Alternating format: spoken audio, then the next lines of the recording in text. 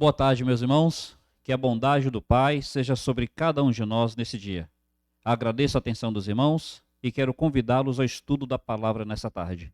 E o tema do nosso estudo hoje é Jesus, o mar e eu. Jesus, o mar e eu. Convido os irmãos primeiro a orarmos, então busquemos agora a face do Altíssimo. Pai amado, agradecemos ao Senhor pela tua bondade, pedimos a tua misericórdia, vem ser conosco, ó Pai. Senhor, eu te suplico para que a tua mão seja com aqueles que estão passando por luta. Aqui apresentamos os nossos enfermos, a irmã Darcy, o nosso irmão Clay, o nosso irmão Raimundo, a irmã Maria Luísa. Senhor amado, clamamos pela irmã Ni, pela irmã Zilá. Senhor, cuida do teu povo, ó Pai. Senhor, suplicamos pela tua palavra agora, vem falar com os nossos corações. Em nome de Jesus nós te pedimos. Amém, Senhor. Amém. Meus irmãos, Jesus, o mar e eu.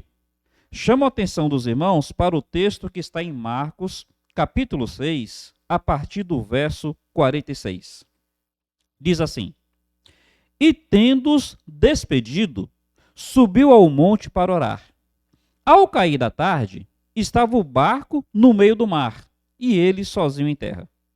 E vendo-os em dificuldade a remar, porque o vento lhes era contrário, por volta da 4ª vigília da noite, veio ter com eles, andando por sobre o mar, e queria tomar-lhes a dianteira. Eles, porém, vendo andar sobre o mar, pensaram tratar-se de um fantasma e gritaram, pois todos ficaram aterrados à vista dele. Mas logo lhes falou e disse, tende bom ânimo, sou eu, não temais. E subiu para o barco, para estar com eles, e o vento cessou. Então ficaram atônitos. Meus irmãos, eis aqui uma passagem da palavra de Deus com uma situação bem, como é que a gente pode dizer? Impactante. Os discípulos na tempestade, eles desesperados, eles veem um vulto andando sobre as águas. Não sabiam no primeiro momento que era o Senhor Jesus Cristo. Então o Senhor entra no barco e o mar se acalma. Essa passagem tem algumas lições muito preciosas e eu queria trazer essa reflexão nessa tarde. Jesus, o mar e eu. Meus irmãos, o mar fala daquilo que é inconstante. O mar fala das adversidades da vida. Aliás, a tempestade vai falar das adversidades. O mar fala especificamente de como é que é a existência na Terra. A existência na Terra é assim. Ora tem bonança, ora tem seus altos e seus baixos. Em alguns momentos, navegar pelo mar é algo agradável e é algo prazeroso. Em outros momentos, navegar pelo mar é algo bem aterrador, é algo que nos causa medo. Não é assim a vida? Em alguns momentos, a existência ela é agradável. Em alguns momentos, a existência ela é bem convidativa. Mas em outros momentos, a existência ela é aterradora. Ela nos causa pânico. E indo além. Às vezes, navegando, você acha que você tem controle de alguma coisa. Você entende que você tem controle sobre o barco, que você tem controle sobre a direção que você toma e sobre a velocidade que o barco vai ter. Às vezes, nós olhamos para a nossa existência e nós achamos que estamos no controle das coisas. Nós achamos que podemos decidir ir para a esquerda, ir para a direita e também determinar o ritmo da nossa navegação. Mas, por outro lado, quando o mar se agita, quando o vento sopra e levanta as ondas, nós nos damos conta de que realmente, na maior parte das vezes, não estamos no controle de nada. Quando vem a adversidade, quando vem a doença, quando vem problemas que são maiores do que nós, aquelas ondas enormes, aí nós percebemos que realmente o mar é como a existência. Ela é inconstante. E essa existência, às vezes, nos leva a sentirmos bonança, às vezes, nos leva a sentirmos terror. Esse é o mar. E o barco fala, então, da nossa vida.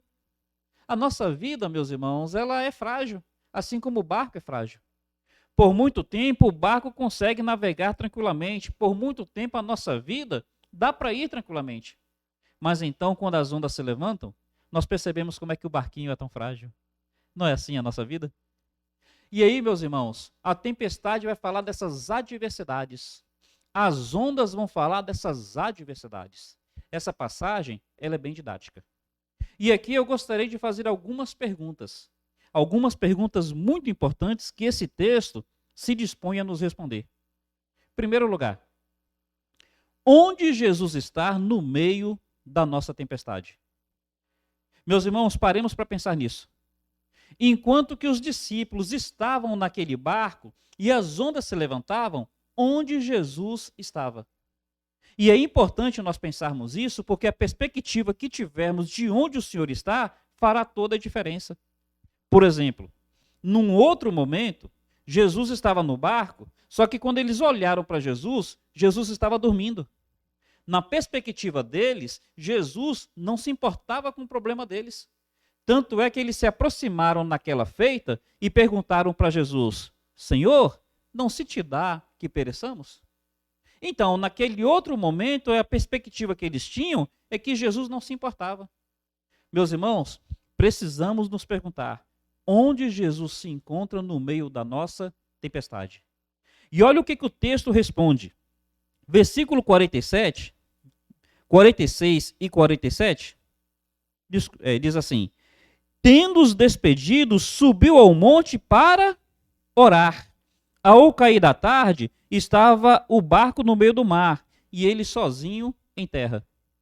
Meus irmãos, onde Jesus está no meio da nossa tempestade? O texto diz que Jesus estava orando. Jesus estava intercedendo. Quando os discípulos passavam por aquela tempestade, eles talvez achassem que Jesus, ele por estar distante, vinha a tempestade. Mas na realidade, porque Jesus estava orando, é que aquela tempestade não naufragou o barco. Onde é que Jesus está no meio da nossa tempestade? Meus irmãos, entendamos isso. Jesus está intercedendo por nós. Como é que a palavra de Deus nos ensina? A Bíblia diz assim, que quem nos condenará? Pois foi Cristo quem morreu, ou antes quem ressuscitou, o qual está à direita do Pai e intercede por nós. Romanos 8, versículo 32. Quem nos condenará? Eis a pergunta. Pois foi Jesus, o Filho de Deus, quem morreu por nós, ou antes quem ressuscitou por nós, e que agora está à direita de Deus. E o que ele faz? Intercede por nós. Meus irmãos, assim como Jesus estava no monte, orando pelos discípulos que passavam pela tempestade, no meio das suas lutas, tenha certeza disso, Jesus está clamando por você. Jesus está intercedendo por você. Você de repente se sente no alto mar sozinho, assim você se sente. Você olha para a esquerda, não vê nada. Você olha para a direita, não vê nada. Você olha em volta e não vê nada. Mas, meus irmãos, entendamos isso. A perspectiva que nós precisamos ter pela fé na palavra de Deus é que Jesus intercede por nós no meio das nossas tempestades. Louvado seja o nome do Senhor. Só para a gente entender um pouco mais, a Bíblia diz que num certo momento, Jesus chega até Pedro e fala: Simão, Simão, Satanás te reclamou para te peneirar como trigo. Então Jesus vai advertir Pedro. Satanás te reclamou para te peneirar como trigo. Quer dizer, assim como a pessoa pega o trigo, coloca na peneira, chacoalha e joga para o alto, Satanás queria fazer isso com Pedro. E qual é o objetivo de peneirar? É porque no jogar para o alto, muito trigo cai da peneira. E Satanás queria que Pedro caísse da peneira. Mas Jesus fala: Pedro, eu roguei por ti, para que a tua fé não desfaleça. E tu, quando te converteres, confirma teus irmãos. Ao mesmo tempo que Jesus adverte, Jesus também consola. E, meus irmãos, todos nós passamos por isso. Estamos entre o ataque do inimigo e a intercessão de Cristo. E o que é mais importante?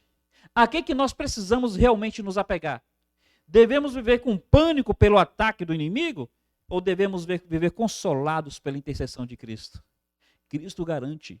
Cristo diz assim para Pedro: quando te converteres? Certeza. Cristo não fala se, Cristo fala quando, porque a intercessão de Cristo é maior do que o ataque do inimigo. Primeira pergunta que a gente faz, e esse texto responde: onde Jesus se encontra no meio da nossa tempestade? E Jesus se encontra intercedendo por nós. Ele está orando. Ele morreu, ele ressuscitou, ele está à direita do Pai e intercede por nós. Louvado seja o Senhor. Uma segunda pergunta. Segunda pergunta é: por que nós passamos por tempestades? Meus irmãos, as tempestades acontecem algumas vezes pré-anunciadas, outras vezes acontecem do nada. Então tem hora que você olha para o mar e você está vendo o céu escurecendo. Aí você já sabe que virá uma tempestade. Mas às vezes acontece, vira aquele vento do nada, levantar as ondas, é repentino. E a pergunta que a gente vai se fazer agora, e o texto vai nos dar uma perspectiva, é por que nós passamos por tempestades? Meus irmãos, tem 3 razões. A primeira é porque as tempestades são inevitáveis. Jesus Cristo diz assim: no mundo tereis aflições. Então, meus irmãos, no mundo a gente vai passar por isso. E ora, é tão somente porque esse mundo se tornou maldito quando o pecado entrou nele. Quando Adão pecou, Deus falou assim: maldita é a terra por tua causa. Então, tem tempestades que elas serão inevitáveis. Em algum momento, uma pessoa querida, um ente próximo, irá partir. É inevitável. A morte entrou no mundo. Em algum momento, nós vamos ter que lidar com a perda do pai, com a perda da mãe, com a perda do cônjuge, com a perda dos filhos. Nenhum de nós quer isso. Mas olha, inevitável. No mundo tereis aflições.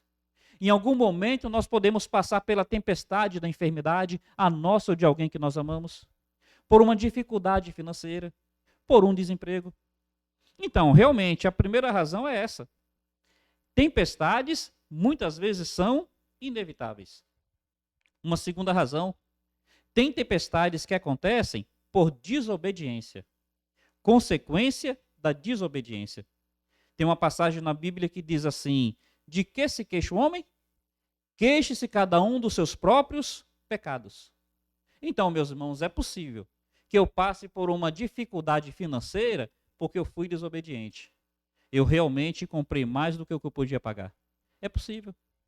É possível que eu passe por alguma dificuldade no casamento porque eu fui desobediente. Eu casei fora da vontade de Deus, ou estou vivendo um casamento fora da vontade de Deus. Então virá tempestade por desobediência. É possível que eu passe por tempestades tão somente consequência das minhas atitudes. Em primeiro lugar, inevitável, porque no mundo tereis aflições. Algumas tempestades são assim. Segundo lugar, há tempestades que são decorrentes da nossa desobediência. Por exemplo, Jonas. A Bíblia diz que Jonas, ele desobedeceu a Deus. Deus o mandou ir para Nínive e ele vai para Tarsis. E ele, em alto mar, vem uma tempestade sobre o barco. E a tempestade veio para tratar a desobediência de Jonas. Aí, meus irmãos, ora, nós precisamos refletir diante do Senhor. Será que algumas tempestades não estão vindo sobre nós por conta da nossa própria desobediência?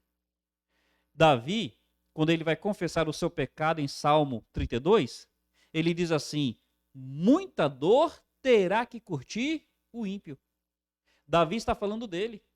Ele estava passando por dores, ele perdeu o filho. Outros filhos se rebelarão contra ele e a família dele vai passar por muita tempestade. E ele diz: muita dor terá que curtir o ímpio. Então, tem tempestades que são inevitáveis. Tem tempestades que são decorrentes da nossa desobediência.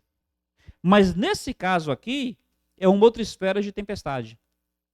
Tem tempestade que acontece não porque desobedecemos, mas exatamente porque obedecemos. Meus irmãos, observe o que o texto diz aqui. Versículo 46 fala: tendo-os despedido, foi Jesus que mandou os discípulos entrarem no barco e ir para o mar. Então, os discípulos estavam tão somente obedecendo o que Jesus mandou.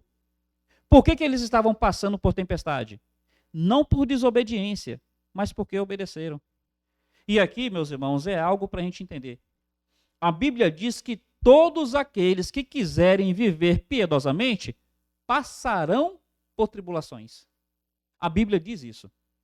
Meus irmãos, tem tribulações que só o crente vai passar, porque ele quer ser fiel. Tem dificuldades que só o crente vai passar, porque ele quer ser fiel. É possível que os colegas na faculdade, eles consigam viver aparentemente felizes, porque eles não têm compromisso com Cristo. Enquanto que aqueles que têm compromisso com Cristo vão passar por algumas dificuldades. É possível que aconteça assim no trabalho. É possível que aconteça assim em todas as áreas da vida. Principalmente nos nossos dias, onde dizer que é crente em Jesus Cristo parece que é um pecado social avassalador. Então, meus irmãos, olha, tem pessoas que vão passar por tempestade, não é porque foram desobedientes, mas porque estão obedecendo. Agora, glória a Deus, vale a pena passar pelas tempestades obedecendo ao Senhor, porque o Senhor honra a fidelidade do seu povo. Meu irmão, guarda isso no seu coração. Se a adversidade vem porque no mundo tereis tribulações, realmente é confiar que o Senhor está cuidando de você. Se a adversidade está vindo por sua desobediência, é se arrepender e clamar ao Senhor por misericórdia. Mas se a adversidade estiver vindo exatamente porque você está obedecendo, ora, se alegre. Jesus diz assim: bem-aventurados sois vós, quando forem injuriados e perseguidos por minha causa. Ele fala, sim, grande é o vosso galardão nos céus, exultai e alegrai por essas coisas, porque assim foram com os profetas que vieram antes de vós. Então, meu irmão, se for por obediência, ora, se alegre no Senhor, porque o Senhor vai te honrar. E olha o que vai acontecer aqui. Observe como é que Jesus Cristo vai honrar esses discípulos. Jesus, o verso 48 fala assim: vendo-os em dificuldade a remar, porque o vento lhes era contrário, por volta da 4ª vigília da noite, veio ter com eles. Aqui está dizendo que Jesus, lá do monte, ele via a dificuldade dos discípulos. E ele via, qual momento? 4ª vigília da noite, madrugada. Meus irmãos, nós sabemos que no escuro não dá para enxergar bem, principalmente à distância. Mas Jesus do monte, ele via os discípulos, que estavam a 30 estádios de distância. É uma distância muito grande, mais de 1 quilômetro. Lá em alto mar, Jesus estava vendo eles. Aqui mostra a onisciência de Cristo. Meu irmão, olha, Jesus está vendo você no meio da sua tempestade. O texto fala que Jesus via eles com dificuldade de remar. Jesus está vendo suas dificuldades. Ele está vendo como é que está sendo difícil ser um jovem puro numa sociedade promíscua. Ser uma jovem pura numa sociedade promíscua. Jesus está vendo a sua dificuldade em remar. Jesus está vendo como é que está sendo difícil para você namorar glorificando o Senhor nessa sociedade promíscua. Jesus te vê com dificuldade em remar. Jesus está vendo a sua dificuldade em viver um casamento que agrade o Senhor, porque realmente tem as suas lutas. Jesus vê a sua dificuldade em remar. O texto fala que o vento era contrário. Jesus está vendo os ventos contrários que se levantam sobre você. Meu irmão, tenha certeza disso. O nosso Senhor não está alheio à nossa luta. A Bíblia fala que Ele é o Deus que vê, Ele é o Deus que ouve, Ele é o Deus que intercede por nós. E o texto fala que Ele vendo, Ele vem ao nosso encontro, e é essa a narrativa que o texto está dizendo. Jesus veio ao encontro dos discípulos, o texto fala aqui, andando por sobre o mar. Pensa qual é a ideia. Veja qual é a leitura que o texto está nos trazendo. A grande dificuldade dos discípulos eram as ondas. O vento soprava e o vento agitava as águas. No que o vento agitava as águas, as ondas elas ficavam altas. Então, qual era a grande dificuldade dos discípulos? É que as ondas eram maiores do que eles. A dificuldade deles era essa. Mas o texto está dizendo que Jesus vinha andando sobre as ondas. E aqui, meus irmãos, Jesus, a tempestade, Jesus, o mar e eu, observe o que o texto está dizendo. O mar é maior do que você. As ondas são maiores que você. A tempestade é maior do que você. Mas tudo isso que é maior que você está debaixo dos pés de Cristo. Cristo anda sobre essas coisas. Jesus tem as ondas que nos afligem debaixo dos seus pés. Jesus tem a tempestade que nos aflige debaixo dos seus pés. Jesus tem o mar que nos aflige debaixo dos seus pés. Meus irmãos, a adversidade pode ser maior do que nós, mas ela nunca será maior do que Jesus Cristo, e Ele vem ao teu encontro. Ele te vê de longe, Ele intercede por você.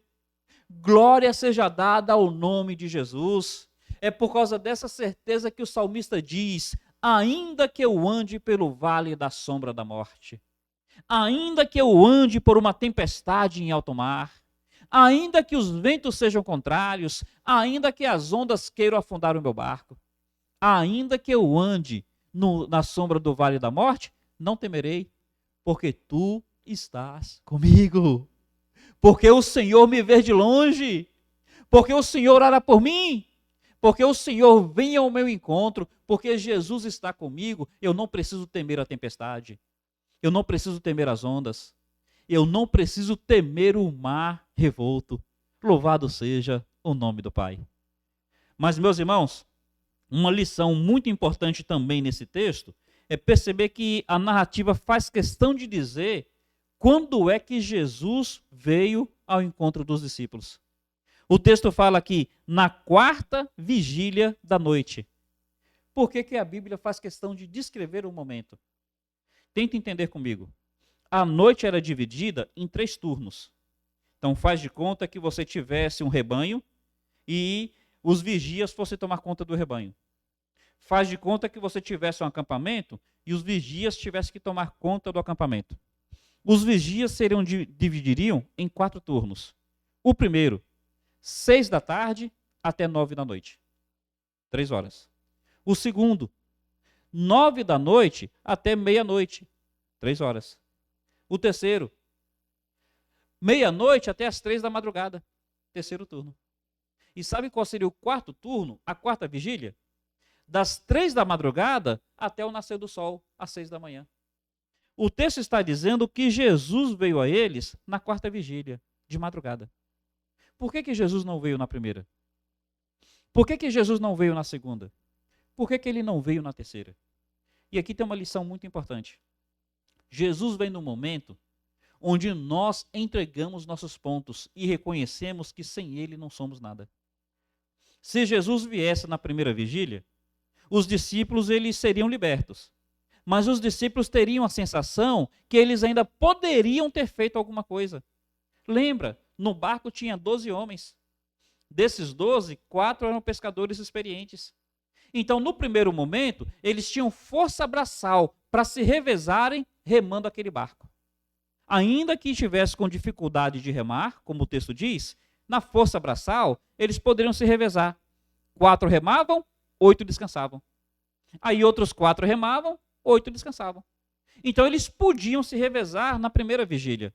E com 4 pescadores experientes, eles poderiam também, assim, dizer, olha, vamos por aqui ou vamos daquele jeito. Na segunda vigília, um pouco mais cansados, mas eles ainda se sentiriam que daria para dar conta. Na terceira vigília, já estavam quase entregando os pontos, mas ainda não entregaram. Foi na quarta vigília. Foi no momento onde os discípulos reconheceram que se dependesse deles, naufragariam. Se dependesse deles, afundariam. Se dependesse deles, todos se afogariam. Então Jesus vem na quarta vigília, não é para deixar os discípulos sofrerem, é para dar aos discípulos a oportunidade, a experiência de entender que sem Jesus Cristo, eles não são nada. Meus irmãos, às vezes o Senhor espera até a quarta vigília, que é para nos dar tempo de entendermos que sem Ele não somos nada. É mais ou menos como aquele profissional que vai ensinar o ajudante. O ajudante, na primeira hora, parece que ele não quer aprender nada com o profissional, porque ele já sabe tudo. Ele não reconhece que tem muito a aprender ainda. Aí o profissional, às vezes, precisa deixar o ajudante quebrar a cabeça. Precisa deixar o ajudante, assim, perceber que não é conhecedor daquela área. E quando o ajudante percebe que não consegue fazer o serviço, ele precisa ir com humildade até o mestre. Ele precisa ir com humildade até o professor. Ele precisa ir com humildade e dizer, olha, me ajuda aqui, porque realmente eu não consigo fazer sozinho. Meu irmão, a quarta vigília é para nos ensinar a humildade, para nos ensinar a perseverança, para nos ensinar a pagar o preço da espera.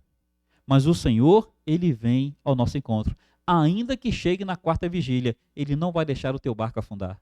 Louvado seja o Senhor. Indo adiante, tem uma outra situação aqui que é curiosa.